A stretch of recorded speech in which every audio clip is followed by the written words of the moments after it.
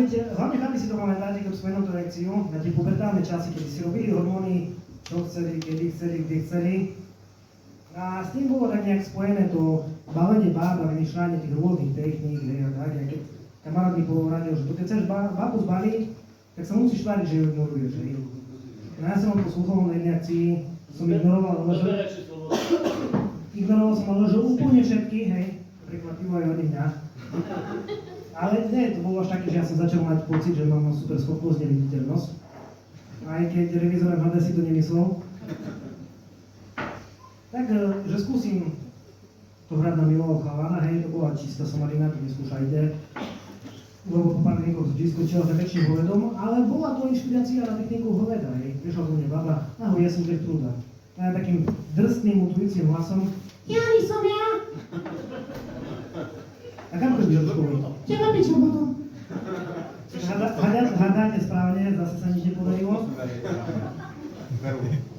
No a tak by niekto povedal, že s babou, keď niečo chceš brať, tak sa s ňou najskôr musíš lepšie spoznať, hej. Ja som na jednej veľkej akcii, na jednej veľkej chate skúsil vášku. Ahoj, chceš sa so mnou lepšie spoznať? Odpoveď bola nie. Na všetkých 8 pokusov. A tak prišla na tá inšpirácia z telky, viete, to v záberoch ide baba po ulici, chalan sa za ňou otočí, zapíska na ňu, ona sa otočí, usmeje sa.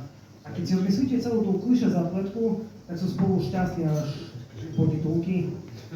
Po titulku, že je to asi porno, neviem. Len keď som to skúšal ja, tak tie baby buď sa smiali alebo tikári. A pritom necháme prečo, však ja tak krásne pískam.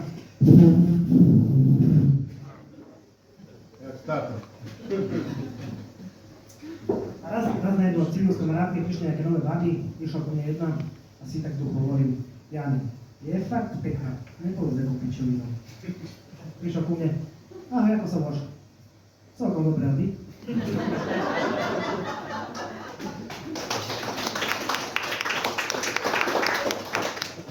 Aj, jak prebiehal večer, jak sme sedeli pri stole, nakoľko mi bolo toto také trápne preberať pred ostatnými s ňou intimné veci, tak sme si písali.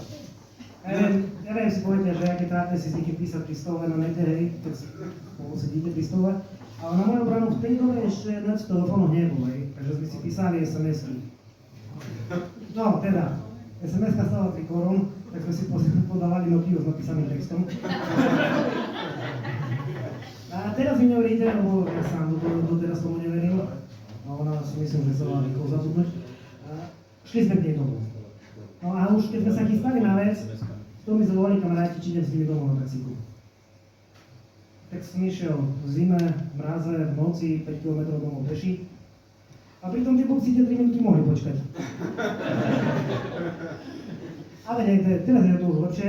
Minule som ma až 5 bab naraz pýtalo, či nechcem ísť vonku. Som omylom vošiel v rámske záchody.